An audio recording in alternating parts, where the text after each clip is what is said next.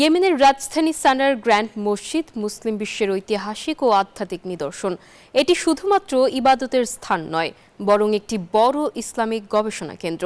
রমজান মাসে মসজিদটির আধ্যাত্মিক ও শিক্ষামূলক তাৎপর্য যেন আরও বেড়ে যায়। এই মাসটিতে ধর্মীয় কার্যকলাপের বৃহত্তর কেন্দ্র হয়ে ওঠে প্রাচীন এই মসজিদটি। আরব উপদ্বীপের দক্ষিণ পশ্চিম দিকের একটি ভূখণ্ডের নাম ইয়েমেন। নির্মাণ ও স্থাপত্যে এক ঐতিহাসিক শহর দেশটির রাজধানী সানা। এই প্রাচীন নগরীতে রয়েছে বহু মসজিদ। তার মধ্যে সবচেয়ে আকর্ষণীয় ও প্রাচীন হল গ্র্যান্ড মসজিদ। প্রার্থনার স্থান হওয়ার পাশাপাশি অপূর্ব সুন্দর এই মসজিদটি শতাব্দীর পর শতাব্দী ধরে ইসলামী শিক্ষা ও ভক্তির আলোকবর্তিকা হিসেবে কাজ করে আসছে, হয়ে উঠেছে প্রাণবন্ত ধর্মীয় শিক্ষাদানের অন্যতম স্থান।